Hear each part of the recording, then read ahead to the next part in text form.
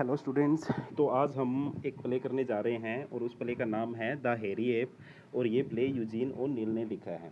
तो Harry app को करने से पहले आप लोग समझ लीजिए कि हैरी एप होता क्या है। तो हैरी एप एक हेयर वाला एप होता है। एप वैसे तो बंदर की ही एक प्रजाति है, लेकिन ये बिना पूँछ वाला बंदर होता है। तो एक बिना पूँछ वाले बंदर को हम एप बोलते हैं। गोरिल्ला इसको बोल सकते हो आप। अगर आपने हेरा फेरी मूवी देखी है तो उसमें आपको ऐप का पता लग जाएगा, ऐप होता है उसमें। तो आप फ़ोटो में भी देख सकते हो, एक हैरी ऐप दिख रहा है आपको। तो इस प्ले की जो स्टोरी है वो शुरू करने से पहले थोड़ा-सा हम इस प्ले के बारे में जान लेते हैं कि ये प्ले है क्या।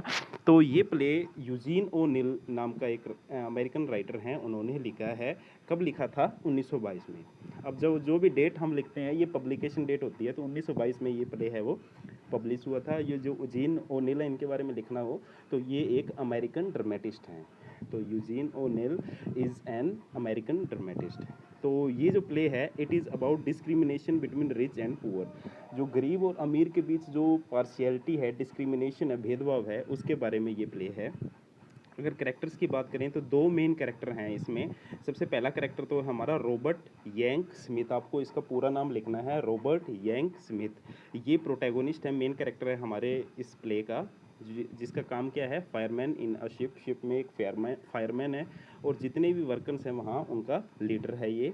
और ये जो यंक वर्ड है, ये अगर आपको याद नहीं रहता तो यंकी वर्ड से जोड़ सकते हो। यंकी मीन्स ये अपने आप को बहुत ही हैंडसम समझता है कि मैं बहुत ज़्यादा हैंडसम हूँ। हालांकि ये कोयले की खान में काम करता है, लेकिन कोयले में काम करता है, बहुत ब्लैक रहता है सारे दिन, लेकिन अपने आप को ये यंकी समझता है कि मैं बहुत ज़्यादा हैंडसम हूँ। इसका वहम है मन में कि मेरे जितना अच्छा इंसान तो है ही नहीं, मेरे जितना सुंदर इंसान है ही नहीं। उसके बाद सेकंड जो हमारी कैरेक्टर है इस प्ले की, मिल्ड्रेड डगलस। तो ये जो मिल्ड्रेड डगलस हैं, लेकिन मैं इसको मिल्ड्रेड डगलस बोलता हूँ क्योंकि ये याद रहता है। इससे क्यों? माइल्ड का मतलब होता है हल्का, रेड का मतलब रेड, मतलब लाल है। तो जिसके चेहरे का कलर हल्का लाल यानी पीला सा हो उसको हम माइल्ड रेड बोलते हैं। तो ये माइल्ड रेड डगलस है, ये एक रिच लेडी है, जो यानी इसके पापा बहुत रिच हैं और ये यहाँ शिप पे घूमने आई है जहाँ पे ये जो हमारा यंग है वो काम करता है।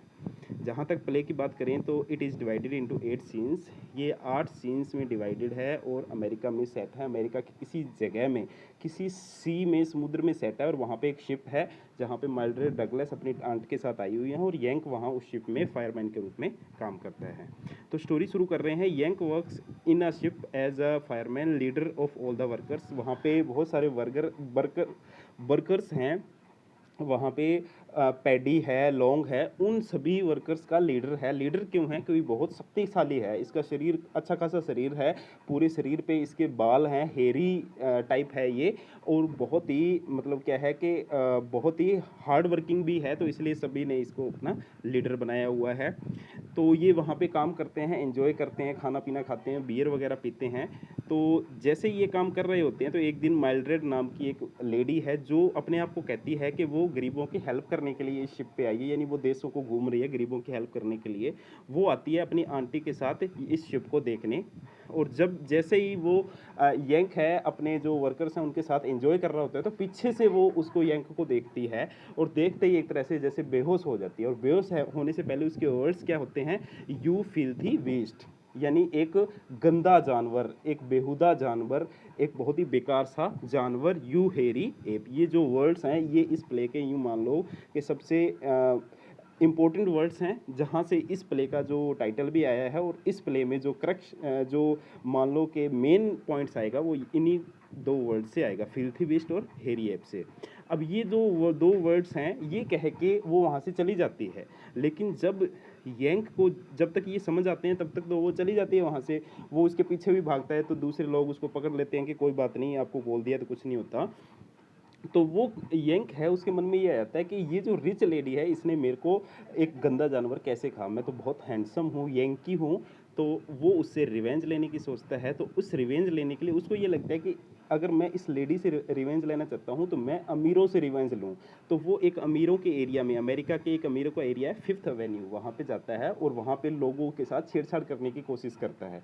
लेकिन लोग उसके ऊपर अटेंशन ही नहीं देते, लोग उसको देखते ही नहीं है। तो यहाँ पे एक जो सर्च फॉर आइडेंटिटी वाला कंसेप्ट है वो आता है कि अमीर लोग गरीबों को देखते तक नहीं है, उनको नोटिस तक नहीं करते, उनको कोई मतलब नहीं है कि उनके सामने कौन खड़ा है कौन नहीं। वो जस्ट अपनी ही मन मतलब क्या है कि अपनी ही चीज़ों में मगन रहते हैं, लगे रहते हैं।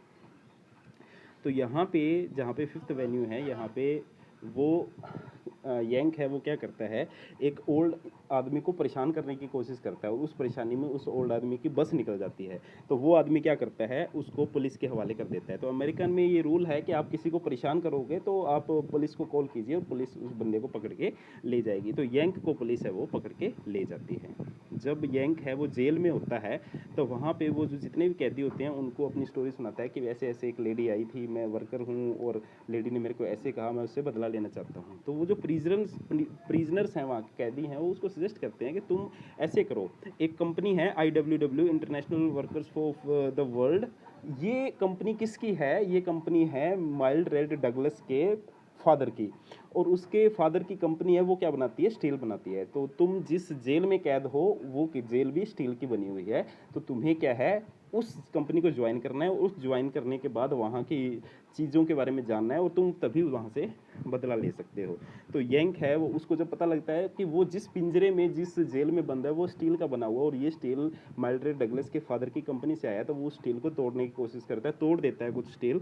तो वहाँ की जो पुलिस है उसको ले जाके और काले पानी में ले जाके छोड़ देती है और 1 महीने के लिए उसको वहाँ पे रहना पड़ता है। 1 महीने के बाद, हाँ, जैसे ही वो उस जेल से रिहा होता है तो वो क्या करता है, IWW ज्वाइन कर लेता है, ज्वाइन करने की कोशिश करता है, वहाँ पे जाता है और वहाँ पे लोग उसको क्योंकि वो पूछताछ करता है वहाँ पे कि माइल्ड्रेड डगलस कौन है, उसके पापा कौन है, तो लोगों को ये लगता है कि ये एक जासूस है, सीक्रेट एजेंट है। तो उसको क्या करा जाता है, उस कंपनी से बाहर फेंक दिया जाता है, वहाँ से निकाल दिया जाता है उस कंपनी से। तो ये हमारी 7 सीन्स की स्टोरी है। अब जो लास्ट सीन है, जो ट्रेजिक सीन है इस प्ले का, वो आता है। उसमें क्या होता है, जो यंग है उसको और कुछ तो समझ आता नहीं। वो क्या करता है, एक जू में जाता है, एक चिड़ियाघर में जाता है। उसको ये लगता है कि मेरे को क्या बोला था उसने, मेरे को बोला था एक फिल्थी बीस्ट यानी एक गंदा जानवर, एंड ए हैरी एप, एक बालों बिना पूंछ वाला बंदर, एक बालों वाला बंदर। तो क्यों ना मैं बंदरों को जाके देखूं, क्या वो सच में मेरे जैसे लगते हैं या मैं उन जैसे लगता हूं। तो वो वहाँ पे क्या है, एक एप को देखता है, एक हेरी एप को देखता है। अब यहाँ पे हेरी एप ही क्यों कंपैरिजन किया है, क्योंकि जो हमारा यंग है उसके जो चेस्ट है उसके ऊपर बहुत सारे बाल हैं, तो वो ऐसा ही लग रहा है जैसे हेरी एप हो, जैसे कि। तो वो एक हेरी एप को देखता है, यानी एक बिना पूंछ वाले बंदर एक बालों वाले बंदर को देखता है और उसको लगता है कि ये हेरी एप तो बिल्कुल मेरे जैसा है, या मैं तो बिल्कुल इसके जैसा हूँ। तो उसको लगता है कि मेरी असली आइडेंटिटी तो ये है, यानी मेरे को तो यहाँ रहना चाहिए, मेरे को तो इस बंदर के साथ रहना चाहिए। तो वो उस बंदर के साथ जाके, जैसे हम लोग क्या करते हैं, हाथ मिलाने की कोशिश करते हैं, तो उसको बोलता है hello brother how are you, उसके साथ हाथ मिलाने की कोशिश करता है उस गोरिल्ला के साथ, उस बंदर के साथ। तो गोरिल्ला क्या करता है, उसको हाथ से पकड़ के अपनी तरफ खींच लेता है और उसको मार देता है, क्रश कर देता है। और जो हमारा यंग है वो वहाँ पे मर जाता है। लेकिन मरने से पहले वो ये कहता है कि हाँ, मैं इस हेरी एप की जाति से ही बिलोंग करता हूँ। तो ये आपकी स्टोरी है बच्चों, आपको ये स्टोरी करनी है।